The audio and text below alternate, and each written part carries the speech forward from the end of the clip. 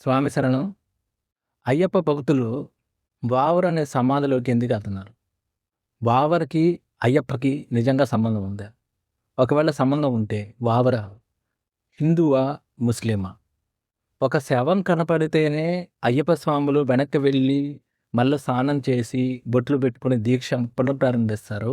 అలాంటిది 40 రోజులు దీక్ష చేసి ఒక సమాధిలోకి ఎందుకు వెళ్తున్నారు?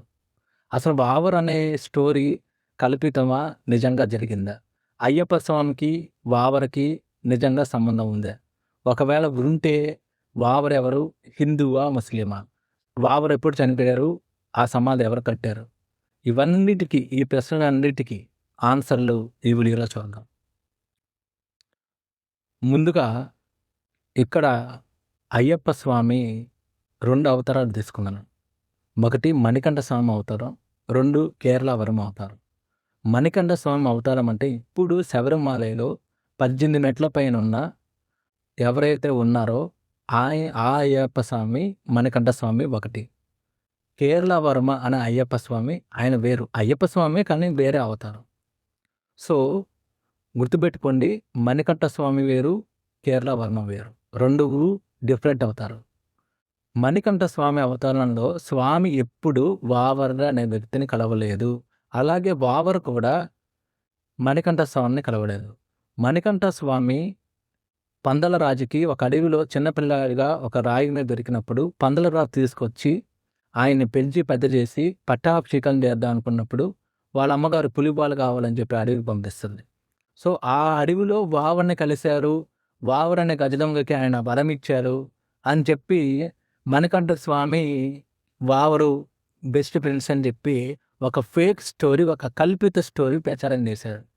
నిజానికి మణికంఠ స్వామి అడవిలోకి వెళ్ళినప్పుడు అక్కడ మహిషిని కూడా సంహరించలేదు. మహిషిని సంహరించేది కృతాయుగంలో. అది వేరే అవతారం, అది శాస్త్ర అవతారంలో. కలియుగంలో స్వామి అవతరించిన అవతారం పేరు మణికంఠ స్వామి.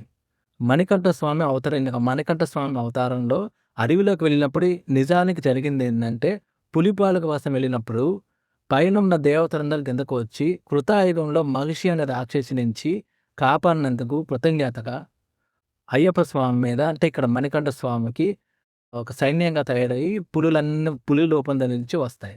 అంతవరకే జరిగింది. వావర్ అనే వ్యక్తిని కలవలేదు. సో ఇప్పుడు వావర్ అనే వ్యక్తి ప్రస్తావన అసలు ఎలా వచ్చింది? ఎందుకు వచ్చింది? వావర్ అనే వ్యక్తి అయ్యప్ప స్వామి తదనంతరం అయ్యప్ప స్వామి అవతారం చాలించాక అయ్యప్ప స్వామి 14వ శతాబ్దంలో కేరళ వర్మ అనే అవతారం తీసుకున్నారు. కేరళ వర్మ పందల రాజుకి పట్టాభిషిక్తుడు అవుతాడు.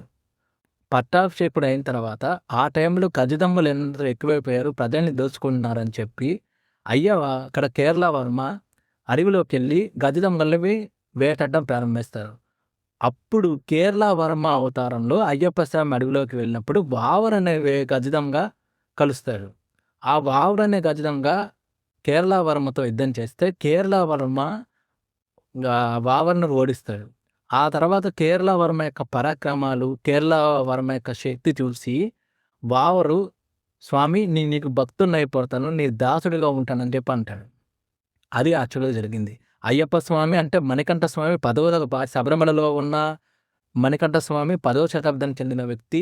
ఆ ఎరుమలలో ఉన్న సమాధేవం 14వ శతాబ్దానికి చెందిన వ్యక్తి అని చెప్పి వ్యక్తి వావరదని చెప్పి ప్రచారం చేస్తున్నారు. యాక్చువల్గా ఇప్పుడు అన్నిటికంటే క్వశ్చను, వావరు హిందువా? ముస్లిమా? వావరు ముస్లిం అయితే పక్కా కాదు. చరిత్ర పుస్తకాల ప్రకారం వావర్ అనే వ్యక్తి ఒక పోయ జాతికి చెందిన వ్యక్తి. అడవిలో నివసించే ఒక గిరిజన తెగకు చెందిన వ్యక్తి వావరు. సో వావరు కేరళ వర్మని కలిశాడు, కేరళ వర్మకి దాసుడయ్యారు తప్ప అయ్యప్ప స్వామిని ఎప్పుడు కలవలేదు. వావరు పుట్టే నాటికి అయ్యప్ప స్వామి మణికంఠ స్వామి అవతారం అయిపోయి మణికంఠ స్వామి 18 మెట్లు ఎక్కేసి శబరిమలలో కూర్చున్నాడు. సో ఆల్రెడీ అవతారం చాలించి శబరిమలలో అంతర్లీనమైపోయిన మణికంఠ స్వామిని ఈ వావర్ అనే వ్యక్తి ఎలా కలుస్తాడు? పోనీ కేరళ వర్మ కూడా అయ్యప్ప స్వామి అవతారమే, ఆయన కలిశారు కదండి. మరి ఆయనకు దాసుడైపోతే ఆయన కూడా అయ్యప్ప స్వామి అవతారమే కదా అంటున్నారు కదా.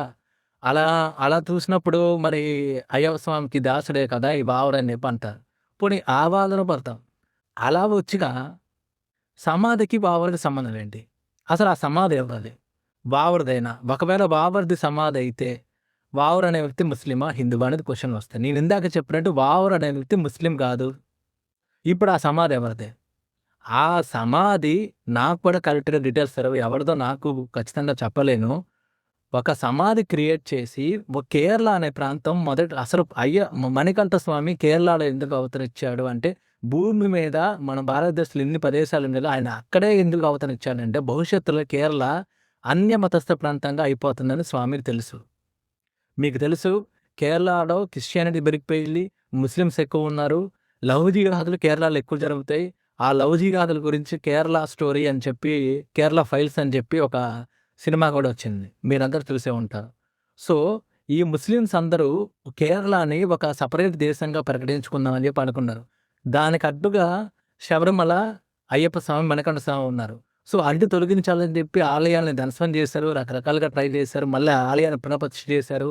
హిందువులు ఎంత అడవుల్లో ఉన్నా, ఎంత దూరం నుంచైనా నానా అవస్థలు పడి శబరిమలకు చైనీయులను దర్శించుకున్నారు. సో, ఇప్పుడు వీళ్ళందరూ ఈ ముస్లిమ్స్ అందరూ ఏం ప్లాన్ చేశారంటే, హిందువుల్ని కేరళకి రాకుండా, శబరిమలకి రాకుండా ఆపడం ఎవరి తరం కాదు అని ఒక ఆలోచించి, ఎవరో ఒక ముస్లిం వ్యక్తి సమాధిని కట్టి, ఆ సమాధికి ఇప్పుడు ఆ చరిత్రలో ఉన్న బాబర్ అనే వ్యక్తికి లింక్ పెట్టి, ఇదే బాబర్ సమాధి మణికంఠ స్వామిని బాబర్ కలిశాడు.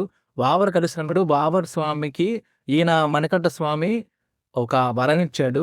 నా దర్శనానికంటే ముందు నీ దర్శనం చేసుకొని ఆ తర్వాత నా కొండెక్కాలని చెప్పి అయ్యప్ప స్వామి అంటే మణికంఠ స్వామి వరం ఇచ్చారని చెప్పి ఒక ప్రచారం చేశారు. అది కేవలం మన మతాన్ని, మన హిందూ మతాన్ని, మన సనాతన ధర్మాన్ని మనం 41 రోజులు ఎంతో నిష్ఠతో, నియమనాలతో చేపట్టిన దీక్షని అపవిత్రం చేయడానికి తప్ప వాస్తవం లేదు. అయ్యప్ప స్వామిని వాళ్ళకి శబరిమల నుంచి తీసేయడం వారి తరం కాలేదు. అందుకని ఏం చేశారంటే అయ్యప్ప స్వామిని అవమానించడం స్టార్ట్ చేశారు. అయ్యప్ప స్వామిని అగౌరవపరచడం స్టార్ట్ చేశారు. మన దీక్షలో ఉన్న స్వాములందరినీ కొన్ని వేల సంవత్సరాలుగా వెర్రి పుష్పాలుగా చేస్తున్నారు. మనం వెర్రి పుష్పాలు అవుతున్నాం. దయచేసి ఎప్పటికైనా వాస్తవాలు తెలుసుకోండి. శబరిమలలో 18 మెట్ల మీద కూర్చున్న అయ్యప్ప అనే మణికంఠ స్వామికి కిందున్న సమాధి అయితే బాబర్‌ది కాదు. అసలు బాబర్ అనే వ్యక్తి ముస్లిం వ్యక్తే కాదు. ఆ సమాధి ఎవరో తెలియదు. దానికి ఒక బాబర్ అని పేరు పెట్టి స్టోరీ లింక్ చేసి జనాల్ని, హిందువుల్ని కొన్ని వేల సంవత్సరాలు వెర్రి పుష్పాలు చేశారు. ఇది యాక్చువల్‌గా జరిగిన స్టోరీ. సో, దయచేసి నేను ఇదంతా కదండి ఒక చిన్న లాజిక్కు. మనము ఒక శవం ఎదురైతేనే మనమండి అయ్యప్ప స్వామిలో ఒక శవం ఎదురైతేనే వెనక్కి వెళ్ళి మళ్ళా స్నానం చేసి, బొట్లు పెట్టేసుకొని దీక్ష చెప్పడం ప్రారంభిస్తాం. ఏది జస్ట్ ఒక శవం ఎదురైతేనే. అలాంటిది ఒక సమాధిలోకి ఎలా వెళ్తామండి? అసలు ఎలా నమ్మేసాం కొన్ని వేల సంవత్సరాల నుంచి? సమాధిలోకి ఎలా అసలు ఎళ్లి మన దీక్షని మనమే అవమానించుకుంటున్నాం. మన స్వామిని మనమే అగౌరవపరుస్తున్నాం. మన స్వామిని మనమే విలువ తగ్గిస్తున్నాం.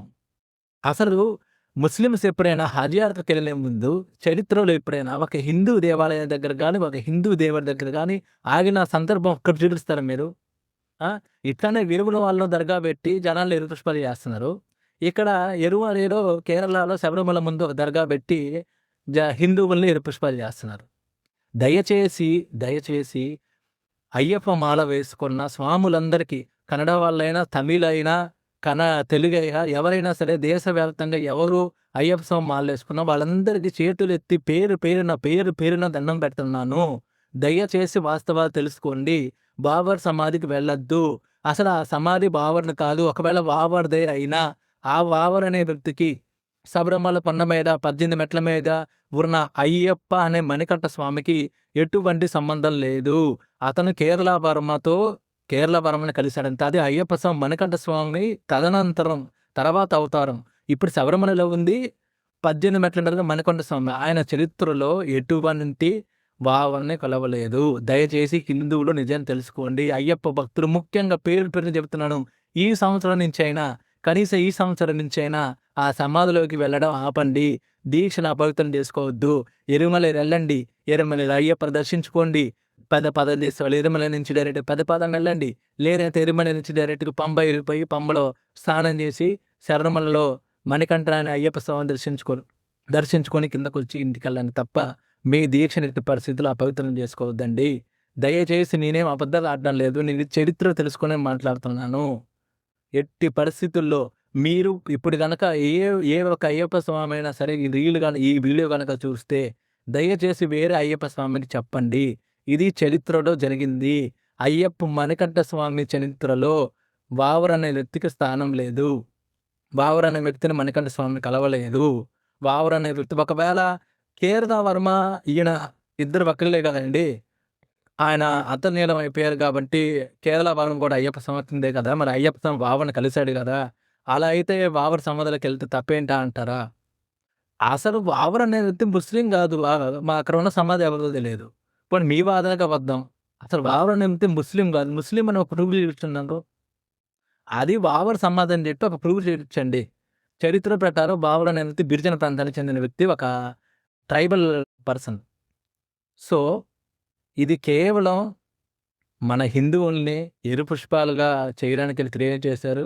కొన్ని వేల సంవత్సరాలుగా సక్సెస్‌ఫుల్‌గా హిందువులు మొత్తాన్ని ఎరుపుష్పాలు చేస్తున్నారు. మనం అవుతూనే ఉన్నాం. అదే అండి వాస్తవానికి జరిగింది. ఇది నేను చెప్పేది నిజమని నమ్మొద్దు. మీరు క్రాస్ వెరిఫై చేసుకోండి. నేను చెప్పిన చరిత్ర నిజమా కాదా అని చెప్పి మీరు క్రాస్ వెరిఫై చేసుకోండి. వావర్ అనే వ్యక్తి అయ్యప్ప స్వామి రూపంలో ఉన్న మణికంఠ స్వామిని ఇప్పుడు శబరిమల కొండ మీద 18 మెట్లు ఎక్కి ఉన్న అయ్యప్ప స్వామిని ఎప్పుడు కలవలేదు. దయచేసి ఎట్టి పరిస్థితుల్లోనూ ఎవరు ఎన్ని చెప్పినా సరే అయ్యప్ప స్వాములు ఎవరు వావర్ సమాధిలోకి అడుగు పెట్టవద్దు. స్వామియే శరణమయ్యప్ప.